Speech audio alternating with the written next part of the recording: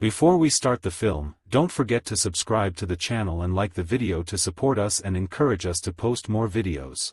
The film begins with a girl named Bridget, who is at her job supervising the employees on how they can deal with customers over the phone. At the same time, we see a man named Clay, who is selling drugs to two dealers. At first, they threaten him with a gun and tell him they won't give him anything. Clay then surrenders, sits on the ground, and asks them to take what they want and leave, but they start laughing, throw the money on the ground for him, and then leave. After a short while, we see Bridget when she returns home and sits waiting for her husband Clay. As soon as he opens the door, she rushes to him to make sure whether he finished the deal and got the money or not. Clay reassures her that he has all the money, worth $700, 000. She then mocks him for putting the money in his shirt, saying it could have drawn attention and been stolen from him, but Clay gets annoyed, slaps her, and tells her he knows what he's doing. Then, when he feels her sadness, he goes to her, makes peace with her, and tells her he didn't mean it. He tells her he will go take a shower, and when he comes out, they will celebrate together. Indeed, Bridget takes advantage of Clay going into the bathroom, goes to steal his money, and leaves him a note telling him that they will not continue together. After a while, Clay calls out to Bridget, but she does not respond, so he goes out to look for her and is surprised that she is not there, and the money has disappeared as well. He begins searching for her everywhere, but she has already gotten into her car and escaped. After that, we see her on the road, asking someone at a gas station about the remaining time to reach the city of Chicago. He tells her it takes between 10 to 12 hours depending on her driving, so she continues her way. After some time, she finds a bar on the road and decides to go in to rest a little. There, she orders a drink, but the bartender does not respond to her because she is a stranger to him. A young man named Mike comes, sits next to her, and makes the bartender serve her. But Bridget understands that he wants to get to know her, so she tells him she is not interested and moves away to sit at another table. However, Mike continues his attempts until she agrees to get to know him, and he offers that they spend the day together at his house, so she agrees. The next morning, Bridget wakes up and calls her friend Frank's lawyer, tells him what she did with Clay, and asks for his advice. Frank tells her that he knows Clay and that he will not stay silent about what she did and will look for her, so he advises her to disappear and try to change her identity so he cannot reach her. After that, Bridget leaves Mike's house. He calls out to her and asks why she is leaving now, but she tells him that it is not normal for them to talk and that what happened was only one time and he will not see her again. Then she sits in her car, picks up a newspaper, and finds a job advertisement at a company, so she decides to apply and gets accepted. However, she tells the manager that she is running away from her husband because he used to beat her constantly, and therefore she decided to leave home and start a new life. She asks him to keep the matter a secret between them because her husband will be looking for her. The manager promises her that and asks her about her new name. She thinks for a moment and tells him, Wendy Crow. After leaving the office, she is surprised to find Mike there and discovers that he works at the same company. He calls out to her and asks why she left without telling him, and says he does not know her name yet. She tells him that her name is Wendy Crow and asks him not to talk to her again so he does not ruin her reputation in her new place. Then she leaves.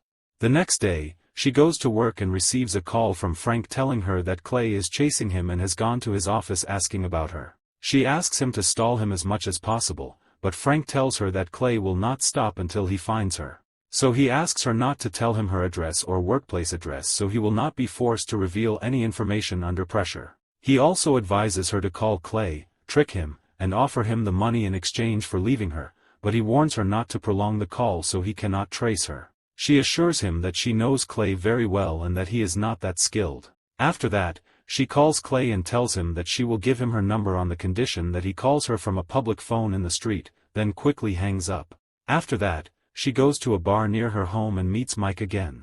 He asks her about the reason for her being there, and she tells him it is a place close to both home and work, and if he is bothered, he can sit somewhere else.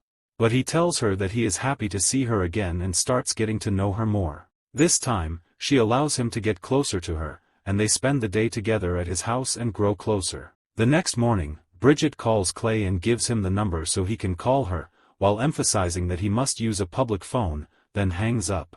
But we see that Clay was prepared, and next to him is his friend Harlan who is listening to the call and gives him a wireless phone to call her. Clay starts moving around the place to make it seem like he is walking in the street, then sits next to the window so she can hear street sounds. During the call, he asks her about her location, demands his money, and asks her why she did that. She tells him that he slapped her and she had to respond in her own way. During the call, she hears the sound of a phone ringing next to him, realizes what is happening, and immediately hangs up. Clay gets angry at this mistake and asks Harlan if he was able to determine her location. He tells him that the call was short, but he was able to identify the district she is in. At the same time, Bridget calls Frank and tells him what happened. He asks her about the duration of the call and confirms to her that it is impossible to determine her exact location, but he may have only known the district, and this is not very dangerous because he will not know her new name. In the end, he advises her not to stay alone during the coming period so she will not be an easy target. Indeed, Bridget begins searching for a new home, finds an advertisement in the newspaper, and moves to live there. On the other hand, we see Clay talking to Harlan and asking him to search for her. Harlan tells him that knowing the district is not enough to determine her location, especially since she may have changed her name. Clay thinks for a moment and then says that he knows the name she will choose, and confirms that it will be Wendy Crow, because she used to play a word reversal game with him, and since they lived their whole lives in New York, reversing it becomes Wendy Crow. On the other hand, Bridget decides to get closer to Mike so that he can defend her if Clay tries to harm her. She goes to the bar where he hangs out, apologizes to him, and tells him she didn't mean what happened, that she regrets it, and has decided to give herself, and him, another chance.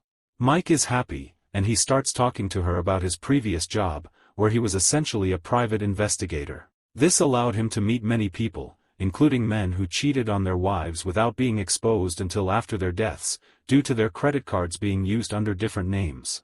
He tells her he still has a list of these people, so she decides to take the list from him. They go to his office and start calling the names on the list, playing pranks on them. Bridget tells him she has always loved mind games.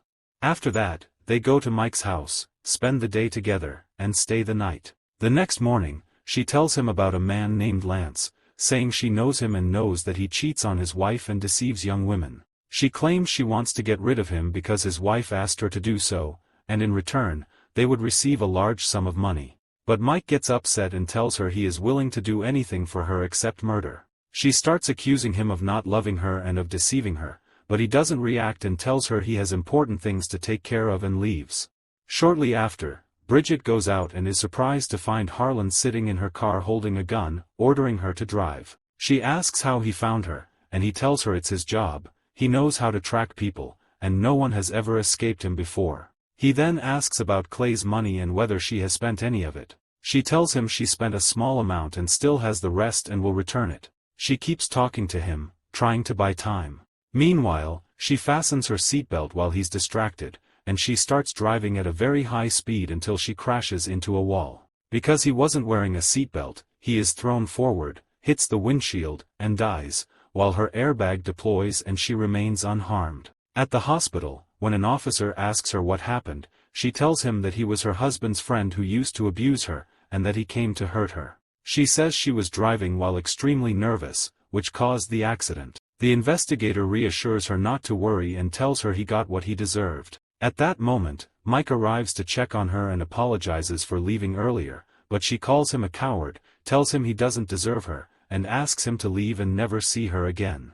After that, Bridget returns home and calls Clay, offering him a deal. She'll give him part of the money in exchange for leaving her alone and not sending anyone after her. But Clay refuses, telling her he owes dangerous people, and next time he'll hire someone to assault her and then kill her. She becomes worried and tells him she agrees to give him all the money, but she needs time to recover what she has already spent. He agrees but says he will send someone to watch her until she hands over the money. She agrees, and they settle on it. Later, we see the man assigned to watch Bridget sitting in a car. She approaches him, gives him some cake, and tells him she made it herself, knowing he must be hungry. He takes it, but she has already placed a wooden board with nails under his car tire. She then drives off, and when he tries to follow her, the tire bursts, and he can't chase her. Meanwhile, we see Mike at the bar when his friend Chris comes and asks if he still knows the girl he met there, telling him she tried to get close to him. Mike gets angry and punches him,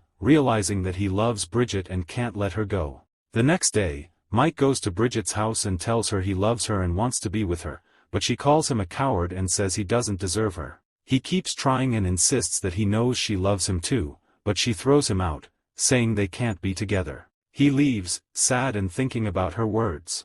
The following day, he decides to go back to her again and tells her he's willing to do anything to prove his love and that he's not a coward. She tells him there's only one thing that could prove that. She asks him to kill a wealthy man. That way, he would prove his love, they would get the money, get married, and live together. He reluctantly agrees. The next morning, they begin executing the plan. Bridget calls the police and tells them that a man attacked her and her daughter, and that she's afraid of him. She says he's sitting in a car in front of her house and she can't go out. The police arrive and arrest the man watching her, while she leaves with Mike as he is taken away despite trying to convince them he did nothing. After that, we see Mike and Bridget in the car, and she tells him the man he's supposed to kill lives in that house and his name is Cahill. Mike goes, confirms the apartment number through the intercom, then goes upstairs, breaks in, and threatens the man with a gun. At that moment, we realize he is in Clay's house, but Mike doesn't know that. He ties him up and orders him to restrain himself, and Clay complies. Mike then picks up a knife to complete the plan but hesitates, saying he can't do it. Clay responds, "Do you mean Wendy Crow?" Mike is shocked that he knows the name. Clay gets up, points to a photo of himself with Bridget, and tells him she's not Wendy, she's his wife Bridget. He explains that she deceived him, stole his money, and ran away, and now she's trying to make Mike kill him so she can report him to the police and get rid of him too. Mike is confused and feels something is wrong, but objects, saying the man's name is Cahill. Clay tells him that Bridget changed the names to trick him, that no such person exists, and proves it with the photo. Mike becomes convinced and realizes he's been deceived. He and Clay start thinking about what to do next, but at that moment, Bridget arrives to see if the job is done.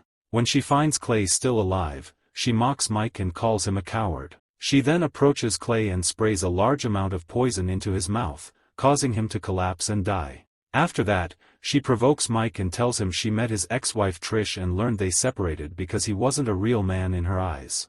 Mike becomes furious and tries to attack her. At that moment, Bridget is standing near the phone and calls the police, reporting that Mike killed her husband and assaulted her, asking them to come immediately. Afterward, we see Mike in prison speaking with his lawyer, insisting he did nothing. But the lawyer tells him that all the evidence is against him and he can't help. Mike tries to defend himself, saying the calls between him and Bridget could prove something, but the lawyer explains that it would only make things worse because he broke into a company and leaked data, which would increase his sentence. In the final scene, we see Bridget in a luxury car with a private driver, enjoying her life after getting rid of both Mike and Clay, living freely. The film ends there. If you like this video, please don't forget to subscribe to the channel and like this video.